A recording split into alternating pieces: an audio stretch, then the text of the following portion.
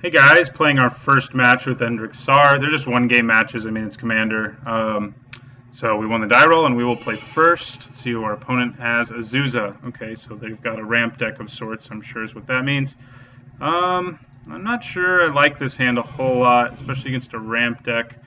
But I think I'll keep it. I mean, if we can draw lands, and we do have 40 in our deck, we're set up pretty well to just like decimate our opponent's board with Grave Pact and Husk and Fallen Angel and Phyrexian Ghoul, so we'll just keep it. We don't have a play for a while, which isn't good, certainly, but hopefully we can remedy that shortly. All right. Okay, well, now we can play our 3-drops soon. It'd be nice to just keep drawing lands, basically, at this point.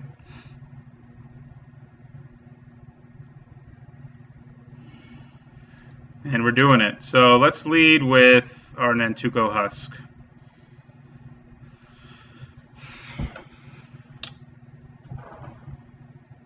And he's going to play Azusa. I may just play Grave Pact and sack our Husk to itself. But now he can play a bunch of lands anyway, so it's kind of like, what's the point? Yeah, I don't know. I mean, I can also just wait to play Grave Pact and use it to kill whatever creature he's going to try to ramp out there. Next turn we can play Endrek Sahr too, so that's pretty big. I think I'm going to play our Paragon and swing in with our Husk.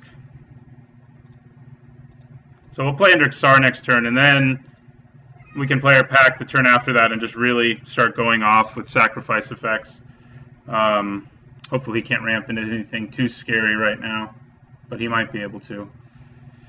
Not harmonize. I mean, the card advantage isn't good news for us, certainly, but it's not a huge deal. Man, Azusa is giving him a lot of lands. And a Soul Ring. We may have to Grave Pact now. It's just things are getting out of control. But at the same time, like, things are already so out of control that I'm not sure it really matters. So let's go ahead and just swing. Let's see if we can get Endrek Sahr out there, and then I'll make a decision next turn.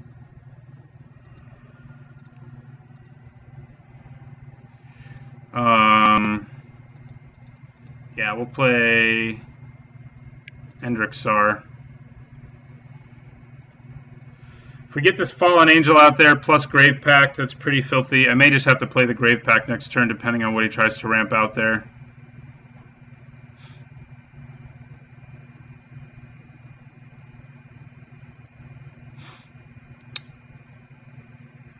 Our Thrall tokens are actually going to be pretty formidable right now at 2/2.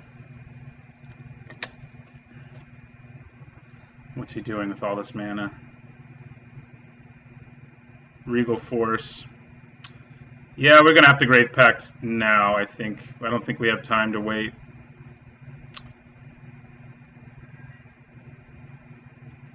Unfortunately, we don't have enough mana to like make Thralls and Grave Pact this turn. We'll just have to wait a turn.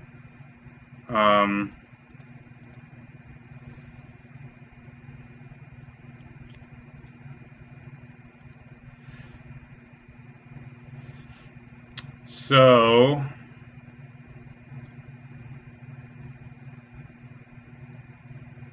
I think I just go ahead and sack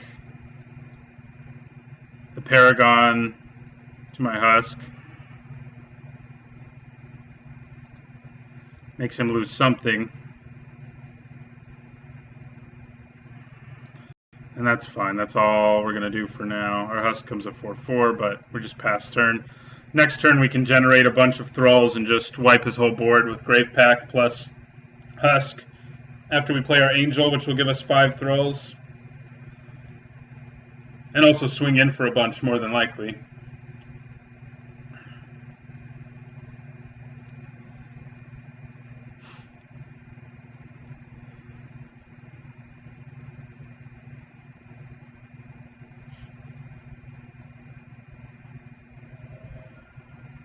It's a legendary creature of some sort that costs a lot of mana. Actually, does this only... Oh, it's just a creature spell of any kind. Orochi Hatchery. Okay, well that's going to be annoying. We are going to hit him really hard this turn, though. He is going to make a bunch of snakes that will probably outpace our Thralls pretty quickly. Although we just drew a Phyrexian Revoker, so we can just name the Orochi Hatchery. Yeah, so let's play the Revoker first, which will give us 2 Thralls also. So much value. And then we'll name Orochi Hatchery.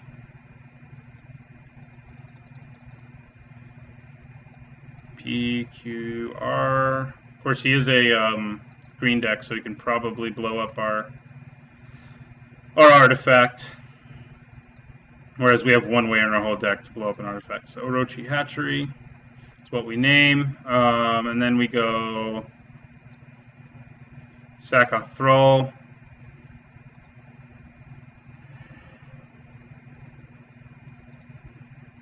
And I'll just...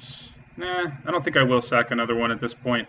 We're not going to make too many Thralls this turn that we have. So many that we have to sack our guy now. We just had to sack one. So we can swing with Endrek too. Okay, and then we can play our Fallen Angel.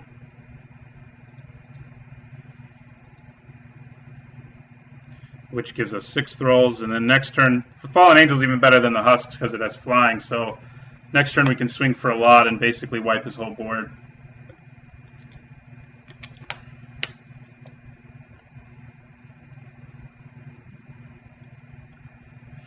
Hopefully he doesn't have some sort of board clearer. He's got something else expensive. Not much is clear, but the question is whether it can stop us.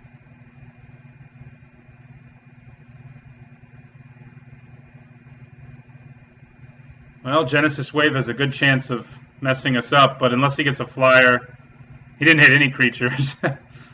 So, but even if he'd hit as many creatures as he could, we could have sacked them all to Fallen Angel, Grave Pact would have kicked in, and we would have swung at him for... which is pretty bad news for our opponent. So, he did get a bunch more mana, so maybe he can do something else with it, but Grave Pact... plus the dudes we have in play, plus Endrek Sahr is pretty bad. What the heck is this? Okay, more ramp. He may have some effect like Reap and Sow or something like that. Okay, he scooped. Well, this deck was really successful in that game.